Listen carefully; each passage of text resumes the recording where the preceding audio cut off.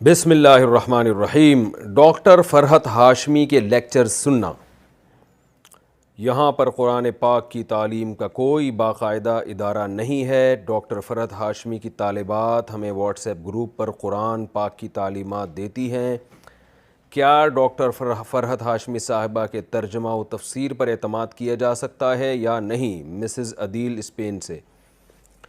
Doctor فرحت ہاشمی کے جب سے لیکچر شروع ہوئے ہیں الحمدللہ بہت ساری خواتین نے پردہ کیا ہے۔ میں ذاتی طور پہ جانتا ہوں بہت ساری خواتین قرآن سے دلچسپی پیدا ہوئی ہے اور آگے انہوں نے قرآن کی تعلیمات کو عام کیا ہے۔ یہ فائدے بہت ہیں، تو اس لیے سنیں آپ ضرور، انشاءاللہ اللہ نے چاہا تو فائدہ ہوگا۔ اب تک کوئی ہمیں ایسی تفسیر پر کوئی چیز نظر نہیں آئی جو شریعت کے خلاف ہو، لیکن یہ بات ضرور ہے کہ مسائل جو ہے نا، فقہی مسائل، وہ ریلائبل مفتی سے پوچھنے چاہیے۔ آج کل مسئلہ یہ ہے کہ جو آدمی واعظ و نصیحت کا کام شروع کرتا ہے یا درس قرآن کا، وہ لوگوں کو مسائل بھی بتانا شروع کر دیتا ہے، چاہے مرد ہو یا عورت ہو۔ یہ ایک چیز معاشرے میں پھیل گئی ہے، تو ہر چیز کے اہل ہوا کرتے ہیں۔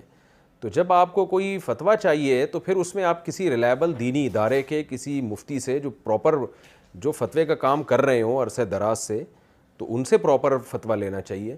مسائل کے معاملے میں کسی بھی صرف مذہبی اسکالر ہونا کافی نہیں ہے، کوئی بھی ہو، فرحت ہاشمی کی بات نہیں کر رہا، کوئی بھی ہو، تو صرف اسکالر ہونا کافی نہیں ہے۔ وہ اکثر ہم نے دیکھا ہے لوگ اس میں غلطی کرتے ہیں۔ ایک مشہور اسکالر ہیں، درس قرآن دیتے تھے، وہ ایک صاحب مجھے ملے اور کہنے لگے قسطوں کا کاروبار کیسا ہے؟ میں نے کہا جائز ہے بالکل، ایک چیز کیش پہ مہنگی ہوتی ہے اور ادھار پہ کیش پہ سستی ہوتی ہے، ادھار پہ مہنگی ہوتی ہے۔ انہوں نے کسی اسکالر کا نام لیا کہ وہ تو بڑا اچھا درس قرآن دیتے ہیں، انہوں نے کہا یہ بالکل ناجائز ہے۔ تو میں نے کہا نہیں، ایسا نہیں ہے، وہ اسکالر تھے اپنی جگہ، درس قرآن بھی اچھا دیتے تھے، مسائل کا علم نہیں ہوتا، ہر چیز کے ایک اہل ہوا کرتے ہیں۔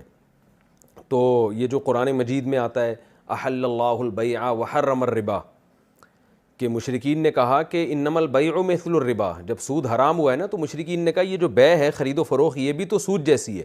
تو بعض مفسرین نے لکھا ہے کہ وہ قسطوں کے کاروبار ہی کے بارے میں مشرکین نے اعتراض کیا تھا کہ اگر آپ سود کو حرام دیتے ہیں تو قسطوں پہ بھی تو چیزیں مہنگی بکتی ہیں۔ تو اس کے اللہ نے کیا جواب دیا؟ احل اللہ البیع، بھائی وہ خرید و فروخت کا معاملہ ہو رہا ہے، وہ جائز ہے، اور سود کا معاملہ وہ حرام ہے۔ تو اللہ نے فرق رکھا ان میں، ایک کو حلال قرار دیا، ایک کو حرام قرار دیا۔